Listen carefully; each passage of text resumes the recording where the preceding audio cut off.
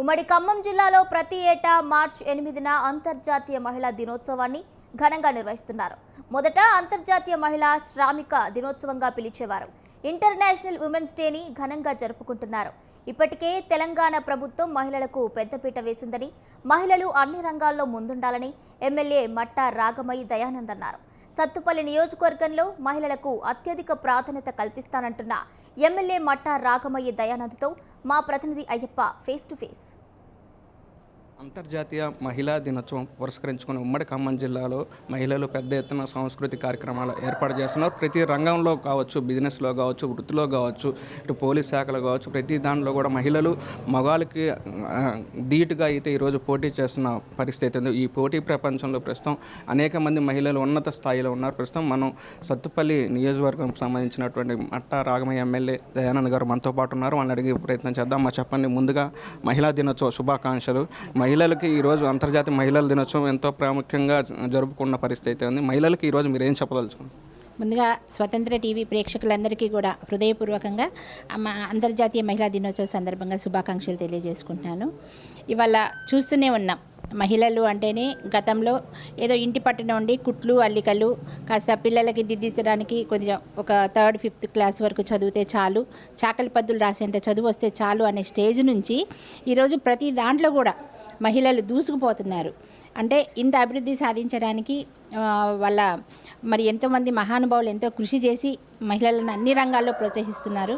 అందుకని ఈరోజు ఇలా మహిళా సాధికారికత ఈరోజు బాపూజీ కళలుగా నిండొచ్చు, మన వీరేశలింగం పంతులు గారు కానీ, అలాగే మన జ్యోతిరాబావు పూలే గారు కానీ, ఇట్లా ప్రతి ఒక్కరు కూడా సావిత్రిబాయి పూలే గారు, వీళ్ళందరూ ఎంతో కృషి చేసి ఈరోజు మహిళలను ఈ విధంగా ముందుకు తీసుకొచ్చినందుకు ఈ మహిళా దినోత్సవం సందర్భంగా వారికి హృదయపూర్వకంగా మహిళలందరి తరపున కృతజ్ఞతలు.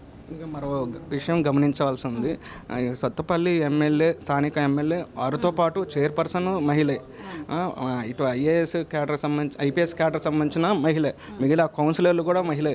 అదేవిధంగా కాంగ్రెస్ రాష్ట్ర ప్రభుత్వం కూడా మహిళలకి పెద్ద పీట వేసిందంటారా?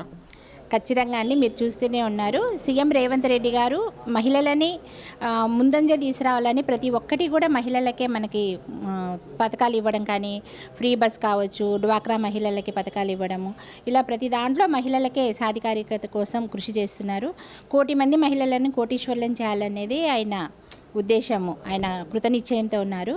అదేవిధంగా మొన్న చూస్తే మాకు మున్సిపల్ ఎన్నికల్లో కూడా 50% మహిళలకు ఇచ్చారు. మాకు సత్తుపల్లిలో చైర్పర్సన్ మహిళే, వైస్ చైర్పర్సన్ మహిళే, అలాగే కౌన్సిలర్స్ మెజారిటీ మహిళలే ఉన్నారు. కల్లూరు మున్సిపాలిటీలో కూడా ఇట్లా జిల్లాలో చూసుకుంటే మొత్తం 5 కూడా మహిళలే ఉన్నారు మన మున్సిపల్ చైర్పర్సన్స్.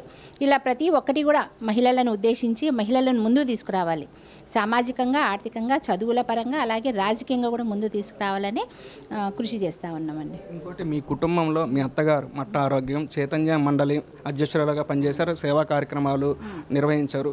అదే కోవలో ఈరోజు మట్టా రాగమయ్య కూడా ముందుకు దూసుకు వెళ్తున్నారు. ఇటు వైద్య వృత్తిలో కాదు, కుటుంబంలో కావచ్చు పెద్ద భూమిక పోషిస్తున్నారు. కానీ మీకు వైద్యురాలుగా బాగుందా, ఇటు రాజకీయ నాయకురాలుగా బాగుందంట? ఇప్పుడు మా అత్తయ్య గారు తీసుకొస్తే ఫస్ట్ మొట్టమొదటిగా ఇక్కడ ఆర్ఎంపీ డాక్టర్గా ప్రాక్టీస్ చేసి అత్తయ్య గారు, మామయ్య గారు కూడా మహిళలను ముందు తీసుకురావాలని ఆమె ఛాలెంజింగ్గా ఎన్నో కష్టమైన కేసులు చేసి వైద్య వృత్తిలోనే కాకుండా రాజకీయంగా కూడా ఎంపీపీగా చేశారు. అలాగే మహిళల కోసం చైతన్య మహిళా మండలి ఏర్పాటు చేసి ఎన్నో కేసులు పరిష్కరించడము, పోలీస్ స్టేషన్ల కోర్టులకు కూడా వెళ్ళేవాళ్ళు అనమాట. అట్లా ఎంతో మహిళలకి చేతనైనంత సహాయం చేయడము ఇవన్నీ చేసుకుంటూ వచ్చారు. వారి బాటలోనే ఆమెను స్ఫూర్తిగా తీసుకొని నేను ఈరోజు రావడం జరిగింది. వైద్య రంగం రెండు కళ్ళ లాంటివి నాకు. ఇప్పటికి కూడా నేను వైద్యము చేస్తాను, ఇట్లా రాజకీయాల్లో ఇంకా ఎక్కువ సేవ చేసే అవకాశం ఉంది కనుక ఇది కూడా ఇష్టమే నాకు.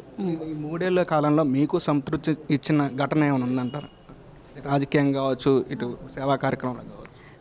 ఖచ్చితంగా ఉందండి. ఎందుకంటే ఇప్పుడు మా పరిధి డాక్టర్గా ఉన్నప్పుడు ఈ చుట్టుపక్కలనే ఉండేది, ఒక 2-3 మండలాల్లో ఉండేది. ఇప్పుడు మొత్తం మనం కావాల్సినంత ఉంది. రాజకీయంగా ఎన్నో సేవలు చేస్తూ ఉన్నాము. మా సేవల పరిధి విస్తృతంగా అయింది. ముఖ్యంగా గవర్నమెంట్ పరంగా చూస్తే ఇళ్ళ స్థలాలు, ఉద్యోగాలు ఇవన్నీ మాకు చాలా సంతృప్తినిచ్చాయి. అలాగే ఇక్కడ స్థానికంగా సింగరేణి ప్రభావిత ప్రాంతం కనుక 80% లోకల్ వాళ్ళకే ఉద్యోగాలు ఇప్పించగలిగాము. ఇది చాలా సంతృప్తిగా ఉంది. ఇంకా చేయాల్సింది చాలా ఉంది.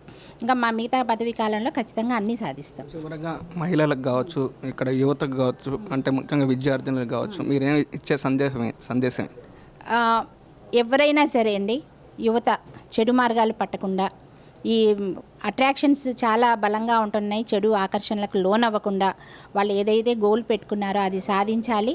అలాగే మహిళలు కూడా మేము ఇంతే, మాకు ఇది చేత కాదు అనకుండా అందరూ కూడా వాళ్ళు ఒక దృఢ నిశ్చయంతో ఉండి వాళ్ళు ఎన్నుకున్న రంగంలో అలుపెరగకుండా శ్రమ చేసి మరి ధీటుగా పైకి రావాలని విద్యార్థులు అలాగే లక్ష్యాలు సాధించాలి.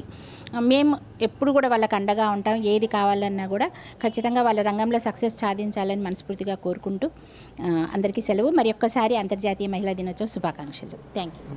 మొత్తం మీద జిల్లా నియోజకవర్గంలో ఎమ్మెల్యే గారు చూస్తున్న పరిస్థితి అయితే ఉంది. ఎందుకంటే మహిళలు అన్ని రంగాల్లో ముందుండాలి. అది ముఖ్యంగా విద్యార్థులను కూడా వాళ్ళు ముఖ్య భూమిక పోషించాలి. ప్రతి రంగంలో కూడా వాళ్ళు దూసుకుపోవాలని చూస్తున్నారు. వాళ్ళకి ఎటువంటి పని అవసరమైనా సరే నేను వెన్నుంటి వాళ్ళకి సాయం చేస్తాను. అదే విధంగా సింగరేణి సౌజన్యంతో ఇక్కడ నిరుద్యోగులకు కూడా ఉద్యోగాలు కల్పిస్తానని చెబుతున్నారు. కెమెరామెన్ జకీర్ తయ్యప్ప.